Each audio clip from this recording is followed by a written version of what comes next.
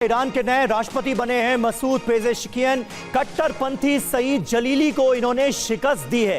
ये बड़े बदलाव के संकेत मिल रहे हैं। ईरान में सुधारवादी नेता के तौर पर जाने जाते हैं मसूद पेजेश्कियन, और इनका चुना जाना ईरान के लिए कितने बड़े बदलाव के संकेत दे रहा है। आपको याद होगा हिजाब विरोधी तमाम आंदोलन ईरान में किस तरह से सामने आए, और ऐसे वक्त में मसूद जो कि अब राष्ट्रपति बने हुए हैं, वो एक तरह से इन आंदोलनों के साथ तो खड़े नजर नहीं आए थे, लेकिन किसी को दबाकर डंडे के दम पर अगर इस्लाम के जो कट्टरपंथी विचारधारा है उसे लागू कराने की बात जहां तक की जाती है, उसके खिलाफ वो नजर आए थे। ऐसे में उनका राष्ट्रपति बनना ये ईरान में क्या आने वाले वक्त में बड़े बदलाव लाएगा, ये एक अहम सवाल है।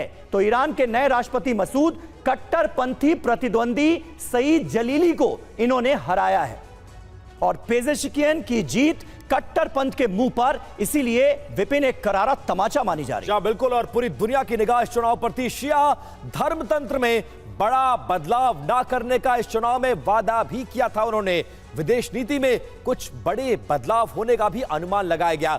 पेजेश्कियन सुधारवादी नेता के तौर पर जाने जाते, ये उनकी बड़ी पहचान है। जी हां, हिजाब के खिलाफ बड़े कदम उठाने का इन्होंने वादा किया है। पश्चिमी देशों से बेहतर संबंधों के पक्षधर वो रहे हैं, यानी आने वाले वक्त में क्या ईरान के वेस्टर्न कंट्रीज से संबंध बेहतर होंगे।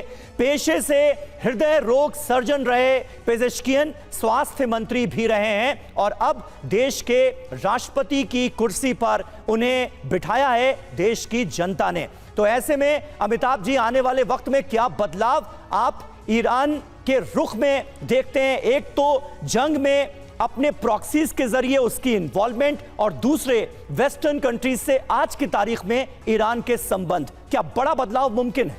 देखिए, बहुत बड़ा बदलाव मुमकिन है। पिछले बार जब अली खतामी चुनाव लड़ रहे थे, किसी भी सॉफ्ट मुस्लिम इंटेलेक्चुअल को खड़ा नहीं होने दिया गया। पहली बार 4 कट्टरपंथी थे, एक सिर्फ पेजेश्कियन ही एक नॉन कट्टरपंथी मुस्लिम जो शिया मुस्लिम इलेक्शन लड़े थे। इसका सबसे बड़ा फायदा क्या होगा कि अभी ईरान में एक बड़ा उथल पुथल चल रहा है, खासकर हिजाब को लेकर, और महसा अमीनी का मर्डर के बाद ये पूरा यूथ इनके खिलाफ हो गया था, इन कट्टरपंथियों, खासकर आयतुल्ला अली खामेनेई के खिलाफ। अब उनको एक विंडो ऑफ अपॉर्चुनिटी मिला है, और ये बहुत क्लियरली कहते हैं कि हम वेस्ट से संबंध सुधारेंगे, हम न्यूक्लियर रिएक्टर्स का जो क्वेश्चन चल रहा था या न्यूक्लियर वेपन्स का जो क्वेश्चन चल रहा था उस पर हम नेगोशिएट करेंगे।